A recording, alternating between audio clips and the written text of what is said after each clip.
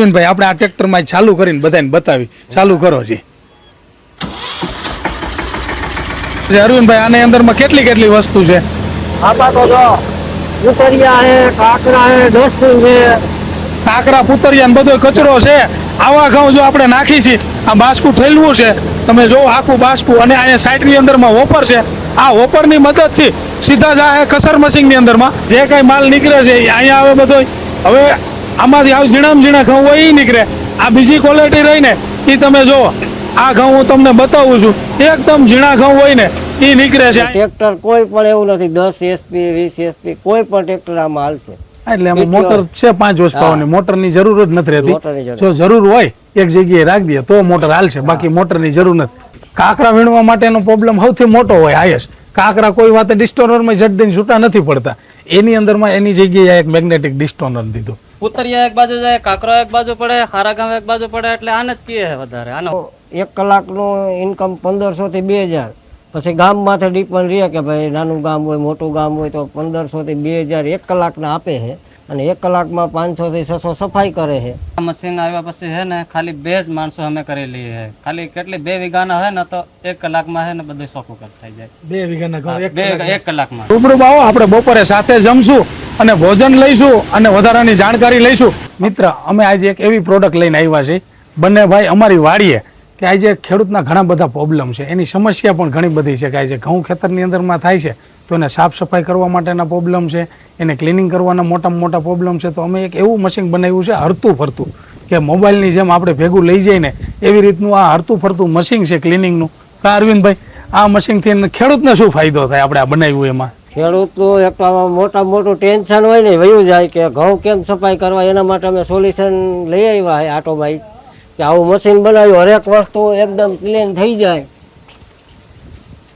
આવા ક્લીન થઈ જાય હા આ ઘઉંની અંદરમાં આજે કેવું છે જો આ અરવિંદભાઈએ વાત કરી સાફ સફાઈની તો આ મશીનની અંદરમાં એટલી સરસ મજાની સફાઈ થઈ જાય છે કે જે 60 થી 70 લાખ રૂપિયાના પ્લાન્ટની અંદરમાં જે ટેકનોલોજી યુઝ કરવામાં આવી છે ને અરવિંદભાઈ એ આપણે આમાં યુઝ કરી કે કારણ કે સૌથી મોટામાં મોટો પ્લાન્ટ હોય તો એની અંદરમાં ઘઉંમાં પુતરિયા આવે તો પુતરિયામાંથી સિલકા નીકળીને ઘઉં અલગ પડી જાય એનું એક કસર મશીન છે એમાંથી પછી ઝીણી ડસ હોય ઘઉંની અંદરમાં હાલે એટલે ઝીણા મોટી નીકળે એ ડસમાંથી ડસ નીકળી જાય પછી કાકરા વીણવા માટેનો પ્રોબ્લેમ સૌથી મોટો હોય આયસ કાકરા કોઈ વાતે ડિસ્ટોનરમાં જટ દઈને છૂટા નથી પડતા એની અંદરમાં એની જગ્યાએ એક મેગ્નેટિક ડિસ્ટોનર દીધું એટલે મેગ્નેટિક ડિસ્ટોનરમાંથી જે કંઈ કાકરા હોય ને એ બધા જ કાકરા લોખંડના ટુકડા ગમે તે વસ્તુ હોય એકદમ સફાઈ થઈ ક્લીન થઈને અપ ટુ ડેટ નીકળી જાય ત્યાર પછી 3 પ્રકારના રાઉન્ડ ગ્રેડર કે એ આપણે 3 પ્રકારનામાં રાઉન્ડ ગ્રેડર મૂક્યા કે ઝીણામાં ઝીણી ડસ હોય એ આમાં નીકળી જાય છે હા પછી આની અંદરમાં ઝીણા ઘઉં હોય કે પાણી મળ્યું નથી આ ઝીણા સીપલા થઈ ગયા કે હાર્વેસ્ટરમાં જો ઘણા બધા ઘઉં તૂટે પણ આપણે તો હાર્વેસ્ટર નથી વાપર્યું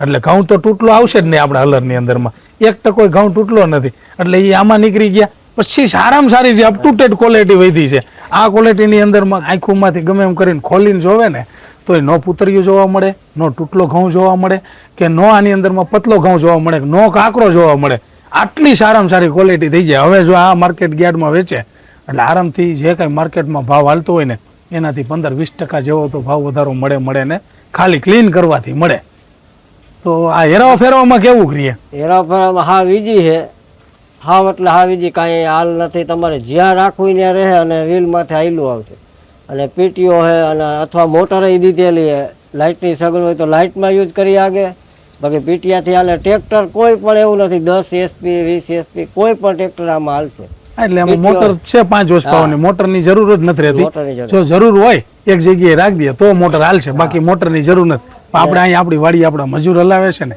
એને મળી કે એને હકાલવાની કેવી મજા આવે છે ને મજૂરે તો બીજી વાર હલાવ્યો એક બૈસમ લઈ લીધી બીજી બૈસમ લીધી એવું છે હે પ્રકાશભાઈ આવો હવે મારી સાથે અત્યારે અમારી સાથે છે અમારી વાડી હલાવે છે પ્રકાશભાઈ હવે આ મશીનની તમે વાત કરો કેવી તમને મજા આવી 2 વર્ષથી હલાવો છો 2 વર્ષથી હકાલું છું બહુ મજા આવે પુતરિયા એક બાજુ જાય और હારા ગામ એક બાજુ પડે અને પોર જો ઘઉં આવ્યા હતા ને તો અમે વાવલે હેરાન થઈ ગયા હતા તો કઈ પુતરિયો નોખો ન પડે કાકરા નોખો ન પડે કાંઈ ન પડે પછી અને કાંઈ માણસોને વધારે જરૂર નથી કાંઈ નહીં 2 માણસ હકાલી લે હું અત્યારે આ તમે મશીન લાવીને મને દઈ દો હે સર એ હાકીને જવું તો બહુ મજા આવે અને બે માણસો તો એક ઓલી કોર નાખ્યા જાય ને અહીંયા કુંડલા લઈને ખાલી કોથળીમાં હારા હારા ગમ રેડે જવાનું. આમાં શું શું સખું થઈ જાય છે? આમાં કઠોર વસ્તી બધી શોકો થાય છે. શીણા છે, ઘઉં છે, વટાણા છે, બધી વસ્તુ ટુ ડાયર છે, બધી શોકો થાય છે આ મશીનમાં. ઘઉં, શીણા, ઘઉં, બાજરો, શીણા, મકાઈ, બાજરો, જાર, મકાઈ, જાર, ટૂંકમાં બધું. ખેતરમાં જે કઈ કઠોળ અને અનાજ થાય એ બધું સાફ થઈ એ જાય બધું સાફ અને બધું થાય તમે કરો છો. બધું હું જ હકાલું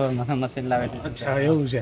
હવે વાત ઈ છે કે હાલો તમે હાકાલો છો, પછી તમે આ ટ્રેક્ટર લઈને બધે ગામમાં જાઓ છો, તો ઈ ખેડૂતનું કેવું શું છે, એનો શું ફીડબેક છે? તમે બધે આપણા ગામમાં ખરે જાવ તો શું એનું કેવું? એ ખેડૂતનું એવું કેવું છે કે આ ઓલા નાનું ઠેસર લઈને ફરે ને મિની ટ્રેક્ટરમાં, એનાથી આપણે ડબલ કામ કાઢે છે. આપણે આને જ બોલાવે છે, કારણ કે સોપું સારું કાઢે છે. પુતરિયા એક બાજુ જાય, કાકરો એક બાજુ પડે, હારા ગામ એક બાજુ પડે, એટલે આને જ કીએ છે વધારે. અને હું જ હકાલું છું. અચ્છા, એવું છે. આ મશીન છે ક્લિનિંગ મશીન. અરવિંદભાઈ, આ આપણે પ્રકાશભાઈ બધે હાંકવા જાય તો ઘણા ખેડૂતને 5 વીઘા 2 વીઘાના ઘઉં હોય, સાફ સફાઈ કર્યા વગરના યાર્ડમાં વેચી નાખતા હોય, ઘણી તકલીફ રહેતી હોય, તો ગામની અંદરમાં એક જણો વસાવી લ્યો તો તમારું કેવું શું છે?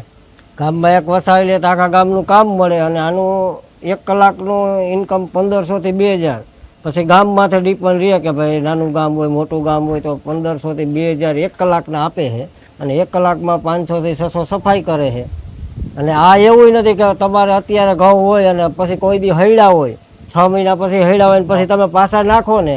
આ તમે અત્યારે સિઝન પૂરી થઈને ઘરે પડ્યું કોઈનો ઓર્ડર આવે તો તમે ત્યારે સાફ કરી આપો. એવું નથી કે આ સિઝનની હોય. હવે તો 2 સિઝન વર્ષમાં થઈ જ ગઈ છે. અને પ્લસ તમે ક્યાંક એવું ગોડાઉનમાં કાયમ લગાડેલું રાખશો અને કોઈના ઘઉં હોય મકાઈ હોય તોય તમારે હાલશે સાફ કરવાનું. એક જગ્યાએ ઢાળિયું મોટું હોય, વાડીએ ગોડાઉન હોય તો ત્યાં રાખી દે એટલે મોટરથી હાલશે, ટ્રેક્ટરની જરૂર નહીં પડે. બરાબર ને પ્રકાશ? એટલે આ 2 in 1 એટલે એ ઉપાધિ નથી. તમારે ફરતું લઈ જવું હોય તો ભલે અને 1 ટકા લગાડી દેવું હોય તો ભલે. બે સુવિધા સારામાં સારી છે. કંપનીએ બહુ સારું વિચારીને જ બનાવ્યું અને અમે જીતુભાઈ ને અરવિંદભાઈ બે સાથે વિચારી જ બનાવ્યું કે અમે ખેડૂત એટલે 20 વર્ષનો અનુભવ હતો એટલે કેમ સાફ કરવું ને કેમ ન કરવાનો આઈડિયો હતો એટલે અમને થોડુંક બનાવવામાં ઈજી પડ્યું. જે ખેડૂતના પ્રશ્નો હતા એ હલ કર્યા. વાત મુદ્દાની છે અરવિંદભાઈએ કરી ને એમ ખાસ મુદ્દાની વાત એ છે અરવિંદભાઈએ કરી કે ભાઈ ઘણા ખેડૂત પાસે ટ્રેક્ટર નથી, ઘણી બધી મજબૂરી હોય છે કે કાંઈક ને કાંઈક આવી સાફ સફાઈ કરવી હોય તો શેનેથી કરવી? તો હાલો માની લ્યો ટ્રેક્ટર નથી તોય પણ મૂંઝાવાનું નથી, ઘરે પાવર હોય છે તો પાવરથી હાલશે. માની લ્યો પાવર નથી વાળીએ તોય ચિંતા કરતા નહીં, સોલારથી હાલશે. લ્યો માની લ્યો સોલારની કનેક્શનની અવેલેબિલિટી નથી તો કાંઈ ચિંતા કર્યા જેવું નથી, કારણ કે જનરેટરથી આ મશીન હાલે ને એ બધી ડિઝાઇનથી કર્યું છે કે જે કાંઈ વસ્તુ આપણી વાડીએ હશે ને સોલાર, જનરેટર, પાવર કે ટ્રેક્ટર તો બધેથી હાલશે ને ગમે ત્યારે એની ટાઈમ આની અંદરમાં ચાલુ કરી અને સરસ મજાનું ક્લિનિંગ કરી શકશો. અને આખા ગામની અંદરમાં ગમે એની વાડીએ જઈને તમે ખરે ઓપનર હાલતું હોય, થેસર હાલતું હોય અને ખાલી એકવાર આ મશીનની અંદરમાં ઘઉં ગરકાવી દે અને સાફ થઈ જાય પછી ગમે ત્યાં વેચશે ને તો સારા એવા ભાવ મળવાની શક્યતા રહે. સફાઈ કરવાની મજૂરી ઓછી થઈ જાય. પ્રકાશભાઈ, આને સાફ સફાઈ કરવી હોય તો મજૂરી કેટલી લાગતી હોય છે?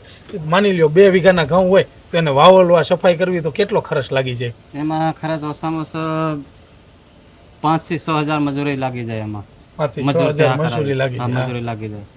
અને આ મશીન આવ્યા પછી છે ને ખાલી 2 જ માણસો અમે કરેલી છે. ખાલી કેટલી 2 વીઘાના હોય ને તો 1 કલાકમાં છે ને બધું સોખું થઈ જાય. 2 વીઘાના ઘઉં 1 કલાકમાં 1 કલાકમાં ચોખ્ખા થઈ જાય. વાહ, સરસ.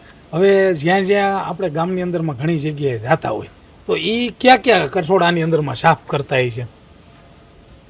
હવે એ તો આમાં છે, આ મશીનમાં છે ને ઘઉં સોકા થઈ જાય, શીણા સોકા થઈ જાય, બધું કઠોર વસ્તુ ટુ ડાયર સોકી થઈ જાય, બધું સોકું થઈ જાય. બધું ચોખ્ખું થઈ જાય. બધું. હા, સરસ. તો આની અંદરમાં કોઈ પ્રકારનું મૂંઝાયા જેવી વસ્તુ નથી. હું પણ તમને આ એકવાર ચાલુ કરી ડેમો કરી વિડીયો બતાવી દઉં કે કેવી રીતનું રિયલની અંદરમાં ટ્રેક્ટરથી હાલે છે, મોટરથી હાલે છે અથવા તો જનરેટરથી કે કોઈ પણ સોલારથી હકાલવું હોય કેવી રીતનું હાલે ને અમે તમને લાઈવ ડેમો કરીને બતાવી છે. એકવાર જરૂર જોવો. જો વાડીએ ઘઉં અથવા તો કોઈ પણ કઠોળ અનાજ વાવ્યું હોય તો સાફ સફાઈ કરવાની ચિંતા તમારે બિલકુલ હવે મુક્તિ જ લઈ લ્યો કે હોઈ ગઈ છે. અને આની અંદરમાં તમે ખાસથી ધ્યાનથી જોવો, અમે તમને ડેમો કરીને બતાવી. મિત્ર, આ કેપ્ટન ટ્રેક્ટર છે અને કેપ્ટન ટ્રેક્ટરની કંપની અને અમારી કંપની સાપર વેરાવળની અંદરમાં બાજુમાં ઓટોમાઇઝ કંપની અને કેપ્ટન ટ્રેક્ટર દિવાલ છે. અને અમે જેટલા મશીનની ટ્રાયલ લીધી અને ક્લિનિંગ મશીન હલાવ્યા ને એ કેપ્ટન ટ્રેક્ટરથી કર્યા છે. અરવિંદભાઈ, આપણે આ ટ્રેક્ટરમાં જ ચાલુ કરીને બધાને બતાવી. ચાલુ કરો જી. હવે આ કેપ્ટન ટ્રેક્ટર છે અને કેપ્ટન ટ્રેક્ટરથી કેવી રીતના ક્લિનિંગ થાય છે ને ઘઉં એ આપણે જોઈ કે કેવી રીતની આની અંદરમાં સરસ મજાનું ક્લિનિંગમાં ઘઉં થઈ રહ્યા છે ને એ આપણે જાણીએ. હવે જો આની અંદરમાં અરવિંદભાઈ નાખ્યા છે. અરવિંદભાઈ આની અંદરમાં કેટલી કેટલી વસ્તુ છે? આમાં તો જો ઉતરિયા હે, કાકરા હે, ડસ્ટબિન છે. કાકરા પુતરિયા ને બધો કચરો છે. આવા ઘઉં જો આપણે નાખી છીએ, આ બાસકું ઠેલવું છે, તમે જો આખું બાસકું, અને અહીંયા સાઈડની અંદરમાં વોપર છે. આ વોપરની મદદથી સીધા જાય કસર મશીનની અંદરમાં. કસર મશીનમાં બે ઓપ્શન હોય કે હાલો આ ઘઉં છે એ તો સાફ થઈ જ જાય છે, ત્યાર પછી ધાણા જીરું છે કે જીરું છે અથવા તો રાજગરો છે એવી કોઈ વસ્તુ સાફ કરવી હોય તો બાયપાસ ઓપ્શન આપ્યો છે. બાકી કસર મશીનમાં જાય એમાંથી જે કાંઈ ડસ્ટ નીકળે છે બ્લોવરમાંથી એ અહીંયા આવી જાય. અને આમાંથી બીજી વસ્તુ કે અહીંયા રહ્યું મેગ્નેટિક ડિસ્ટોનર છે. જો આ ઘઉં અત્યારે આવી રહ્યા છે, આ મેગ્નેટિક ડિસ્ટોનર એટલું તાકાતવાળું છે કે આમાંથી જે કાંઈ ઘઉંમાં કાંકરા હોય કે ડસ્ટ હોય ને એ બધું મેગ્નેટમાં ખેંચી અને સીધા જે કાંકરા આપણે અહીંયા આવી જાય અને અહીંયા કાંકરા બધા આવી જાય એ પાઇપની મદદથી. ત્યાર પછી જે કાંઈ માલ નીકળે છે એ અહીંયા આવે બધો. હવે આમાંથી આવ ઝીણામાં ઝીણા ઘઉં હોય એ નીકળે. આ બીજી ક્વોલિટી રહીને એ તમે જુઓ, આ ઘઉં હું તમને બતાવું છું, એકદમ ઝીણા ઘઉં હોય ને એ નીકળે છે અહીંયા ઘઉં. અને હવે આમાંથી જે ઝીણા ઘઉં નીકળી ગયા ને સારામાં સારા ક્વોલિટીના ઘઉં છે. તો આ બેન અહીંયા રહ્યા ઘઉં કેટલા સાફ સફાઈ વાળા આવે છે. અને ઘઉંનો જે ડુંડી જેવો ભાગ રહ્યો હોય ને મોટો એ અલગ નીકળી છે. તો તમારે આવી જ રીતના ઘઉં સફાઈ કરવા હોય અને જો માર્કેટની અંદરમાં તમે વેચો, તમારા સગાવાલાને વેચો અથવા તો કોઈ પણ જગ્યાએ રહ્યો ને તો કોઈને સગાવાલાને કોઈને સાફ ન કરવા પડે. જો કોઈ પણ આવો બિઝનેસ કરવો હોય, ઘઉં સફાઈ કરીને વેચવા કે સારા માર્કેટની અંદરમાં રેટ લેવા, તો ગમે તે વ્યક્તિ આ બિઝનેસ કરી શકશે.